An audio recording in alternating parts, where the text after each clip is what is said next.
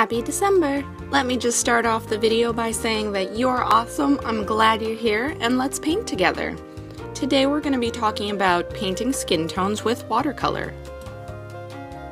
We'll probably end up going over a little bit more than that, just because I put up this video as a start to finished piece. So we'll be looking at making skin tones and how to mix that color, painting with watercolor because that's the main medium used, and then layering washes, and I'll explain more what washes are and how to make them and layer them as we go on. I wanted to start this video with the tight sketch so that you guys see my foundation that I then paint from, and I sketch in colored pencil, and I'll explain why in a little bit. But first we're going to look at these refillable water brushes. These are my go-to tool lately, even when I'm just working at my studio, because they're really nice to work with. I really like the different brush sizes. I have a small, a medium, and a large here. I believe these are Pentel. I can double check.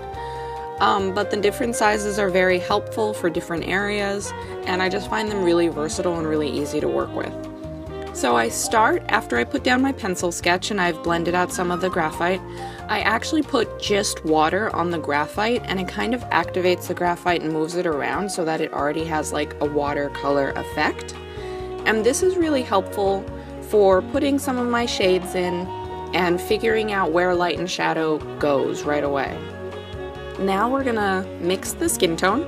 Skin tone is essentially just like orange with some cool tones to dull it down. So here I'm mixing a red and some yellows, and I use my yellow ochre just because it's a little browner and it's not quite as bright as the lemon yellow I have on my palette. And I keep mixing till I get just a nice orange, and then I add just the littlest dab of blue. If it gets too grayish, then you have to keep adding yellow. But adding blue to an orange, because they're complements, is a way of dulling down the color, which will bring you closer to a peach color. And then by just adding more water, you can make that color lighter and lighter, because that's how watercolors work. I do add just the tiniest bit of white watercolor. Not a lot of people like doing this, but I find it helps give a skin tone that kind of milky light quality, and it makes it easier to see what it's going to be. I always keep scrap paper nearby. You should always, especially when you're mixing colors, swatch your colors so that you can figure out what you need to add, because especially watercolor never looks the way it does in the pan that it's going to on the page. So that's why I took out my piece of paper, and you see that I keep adding just a little bit of red, maybe a bit of magenta, just until I'm happy with it. Then I start making my other colors, like the brown for my hair, which I wanted it to be more of a reddish brown, and a couple different shades of it. And so I just mix all of my colors in advance so that while I'm working, I don't have to stop and think about mixing the colors, especially if I already know everything I need. So when I'm working from photo, I'm working from a photo of myself in this case, then I already know the colors I need, and it's just easier to do it all in advance while my paper's out. And I keep that handy in case I need it later, obviously, but yeah, that's just why I like doing it.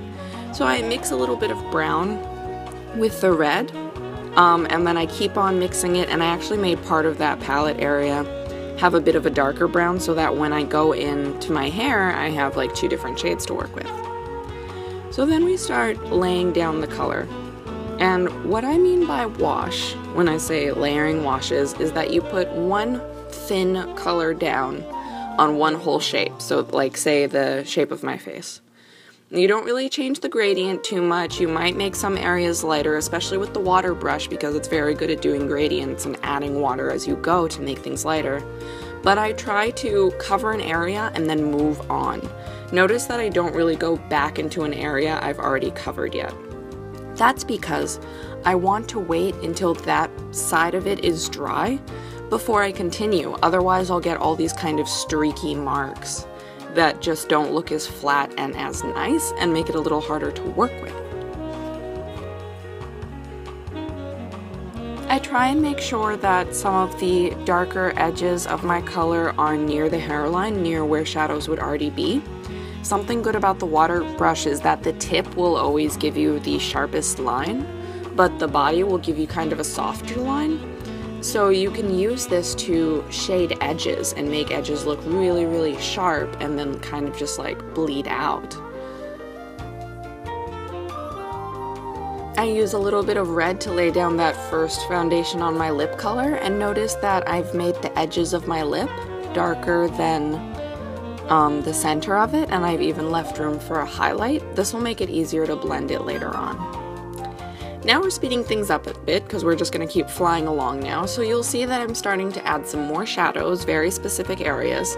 It's actually the same color, it's just a second layer of it. I haven't darkened the color at all from what you've seen. By the third time I start adding in color like that blush, that's when I've started using different shades and making the color I'm using a bit darker. And remember that adding a little bit of water will always make the watercolor lighter, and alternatively not using that much water will allow it to be darker, especially if you're coming with it straight out of the pan and not just the mixed trade color I have. I try and make sure when I want the color to diffuse over an area that that area is already wet, because then I won't have harsh lines, which I don't want on my skin, like where I've shaded the clavicle. And then with the hair, I'm doing the same thing I did with my face, which is I color it a piece at a time, and I try and color hair in general in chunks, so that it looks like it's many strands, but it's not so overwhelming trying to draw every single strand, because that never really looks that good. So I've laid my first layer of the hair, then I move to the lips and the eyes while the hair is drying. That's how I move around all my watercolor pieces. You just keep going. You take care of one area that's wet, leave it to dry, do a different area, or just wait a couple minutes for it to dry if you can be that patient, which I have trouble with sometimes, I will admit, but for the most part it works out.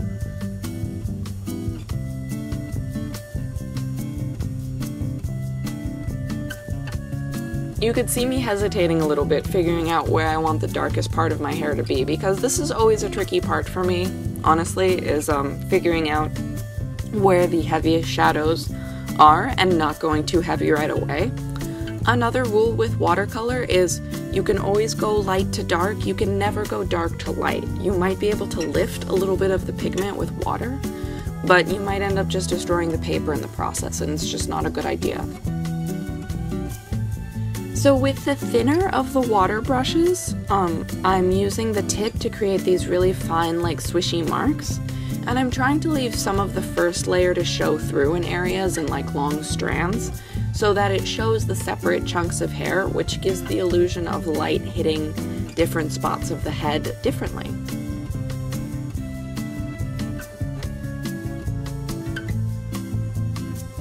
I hesitated a lot on that one, probably because I was looking at the picture a lot. I made this a while ago, it was actually a couple months ago, and I've been meaning to make this video ever since. But I did have a picture of myself. I'm a big believer in using reference, but in trying to take photos of your own reference when you can. I really love doing self-portraits as learning exercises because I am my own model and I can pose however I want. Pause. Please don't pause the video unless you need to, of course. But I really enjoy drawing from life, actually, because it is easier. Sometimes it seems harder, it seems like such a big deal to get a good life reference, but it makes things so much better, and they go so much faster when you're not trying to reinvent something that you don't know very well, like reinvent a shape, a face shape, when you don't know what it's really going to look like if you can't see it in your head or get it out onto the page. So with the hair, I'm using a couple different colors of brown at this point other than my base colors, but the base colors are actually the light and the like second darkest tone you see there, just with varying degrees of water. And then I try and pick areas that are much darker, and then I leave areas of highlight, and I keep switching back and forth, and I kind of keep pushing those darks the more I get my middle tones to come out, but I make sure not to cover all of my light areas at once. That can be a problem. Do not get super brush happy and cover all your light areas at once, because that's how you end up without light. In watercolor, it can be a real problem because there's very few ways to get light back in there. You can use a gel pen for highlights. I do that at the end just a little bit to get those pure whites. But it does just limit your ability to have a really nice tonal range. Like, I think by the end of this video I have like 4 or 5 colors of brown at least in the hair, and it gives it a lot more dimension than if it was just like 1 or 2. So while I wait for the hair to dry and decide if it's finished or not, I go back around on the face. I put some more definition on the cheeks, below the neck on that little, like that much darker shadow. I put some pink around the nose to let it pop, but again, on the nose, that highlight you see is the white of the paper. I just left that area open so that it would be pure white, and I had wished I'd done that on the lips, so I ended up fixing that in gel pen later. If you're still watching the video, thank you so much. I know it's a longer one today, but I wanted to make a more comprehensive watercolor video that just goes over some basics, and I hope it's been helpful. I still watch a ton of art videos, but sometimes I find that the way people explain things doesn't always work for me. So I really want to try with my videos to explain things in a way that I know I would understand, because I feel like maybe some others would as well. I used to help friends in art school all the time, just kind of understanding how to do something, even though I was struggling with some of the same foundational stuff. And I think it's just because I'm good at processing information, so I want to be able to share that with anyone on YouTube who enjoys my videos. So now you just saw that I put this really dark brown, it's like an almost black brown, in all of those areas where I feel the shadow would be strongest, specifically in the part of my hair, at the top where it's the heaviest shadow, and then in the underside of my hair near my neck. And keep in mind, I did have a photo for this, so I could see where the darkest darks would be in the photo as well, and that was really helpful. Even if you're not drawing yourself, if you're drawing hair, it's very helpful to go and find a photograph that you can at least reference the light and shadow from, and that'll help you figure out where to put your colors. Because remember, light and shadow, especially when you're doing a colored piece, is all about knowing where to put what tone. And if you can just figure that out, you're halfway there already, before you even gotten to the brush stroke or the skill required.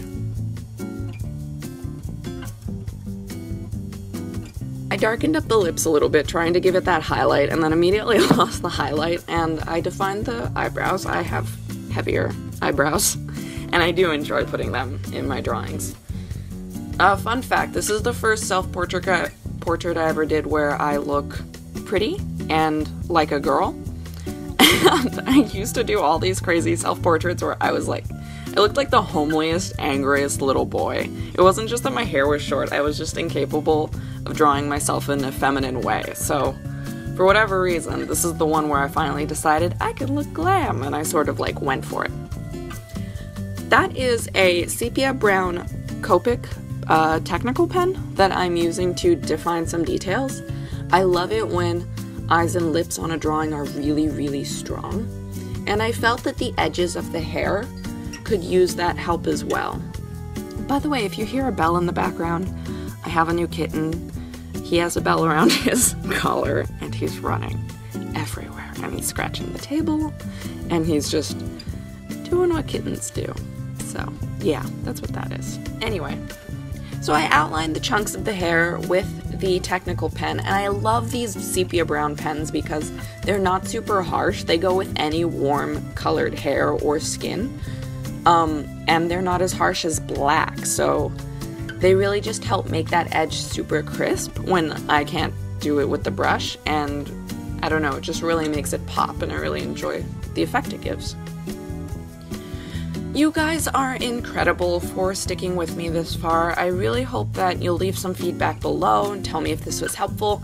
If you liked it, subscribe to the channel, or like the channel, or both. I would be happy with either.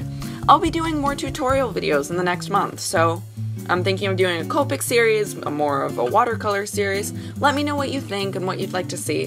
Until next time, I hope you have a wonderful holiday. Big hugs, and I'll talk to you soon, okay? Bye!